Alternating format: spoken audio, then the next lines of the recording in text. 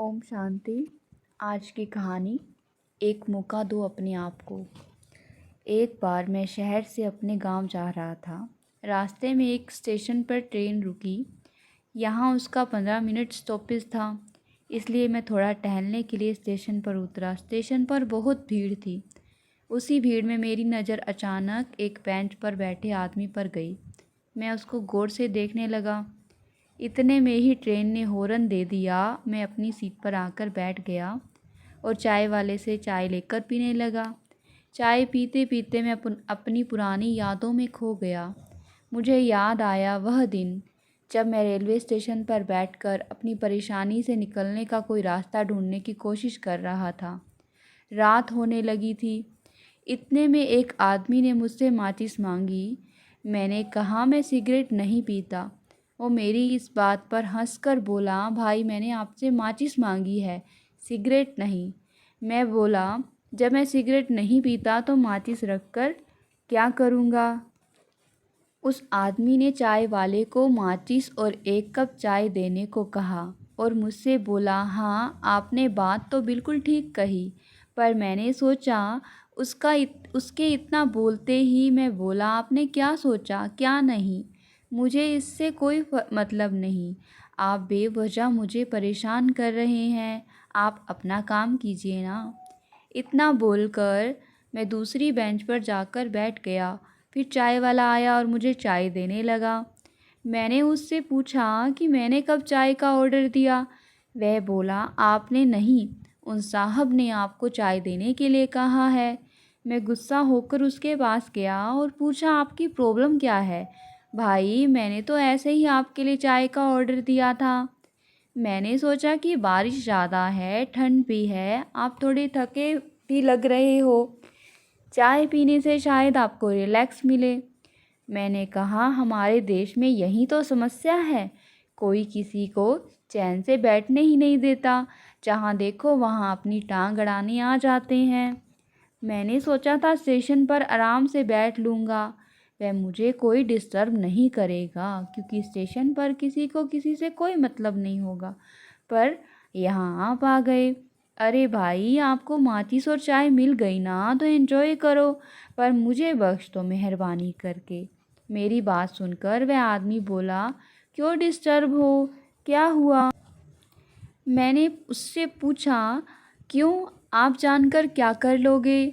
वह आदमी बोला, हो सकता है मैं तुम्हारी परेशानी का कोई हल मिल जाए, या अपनी परेशानी बताने से तुम थोड़ा हल्का फील करो। उसकी बात सुनकर मैं बताने लगा, मेरे पिताजी एक सरकारी ऑफिस में चपरासी थे और मेरी माँ लोगों के घर के बर्तन साफ करके मुझे पढ़ा रही थी। मेरे पिताजी का सपना मुझे आईपीएस अफसर बनाने का था और मुझे किसी की नौकरी करना पसंद नहीं था, मैं लोगों को नौकरी देना चाहता था। मैंने एक दिन अपने मन की बात अपने पिताजी को बताई। पिताजी गांव की ज़मीन बेचकर मुझे पैसा थमा दिए। मैं बहुत खुश हुआ। मैंने अपनी कंपनी शुरू की और शादी कर ली। मेरे 2 प्यारे प्यारे बच्चे हैं। कुछ साल दो मेरी कंपनी अच्छी प्रॉफिट में चली। मैं बहुत खुश हुआ था, पर एक गलत इन्वेस्टमेंट ने सब कुछ चौपट कर दिया। पहले थोड़ा नुकसान हुआ, उसको भरने के लिए पूंजी लगाई तो वह भी डूब गई।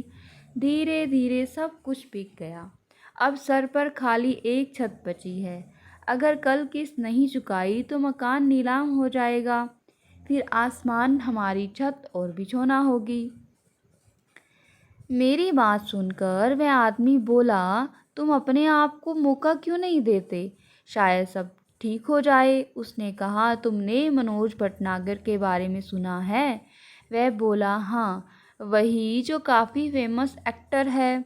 सुनकर वह आदमी बोला, हाँ वही याद है, कुछ साल पहले उसके पास चाय पीने के भी पैसे नहीं थे।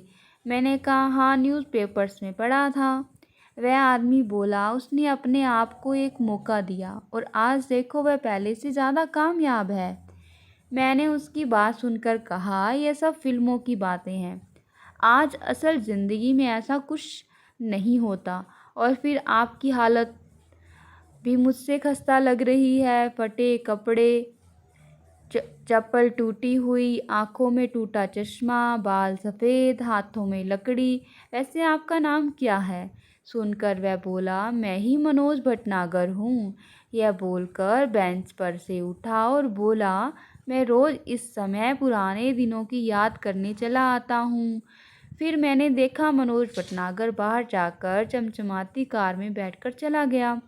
उसके जाने के बाद मैंने अपने आप को एक और मौका देने का फैसला और बैंक से प्रॉब्लम शेयर करके थोड़ा वक्त मांगा। बैंक ने मेरा रिकॉर्ड देखकर मुझे थोड़ा टाइम दिया और कुछ फाइनेंस भी किया। उससे मैंने फिर से कंपनी शुरू की और आज मैं कामयाब हूँ। तभी टीटी के आने से मेरा ध्यान टूटा। मैंने देखा मेरा स्टेशन भी आने वाला था। कुछ देर में स्टेशन आ गया और मैं ट्रेन से उतरकर घर जाने के लिए टैक्सी से रवाना हो गया। ऐसी परिस्थितियाँ सभी पर आती हैं, बस उन परिस्थितियों का सामना करने की हिम्मत होनी चाहिए। जो प्राप्त है पर्याप्त है, जिनका मन मस्त है उनके पास सब समस्त है। ओम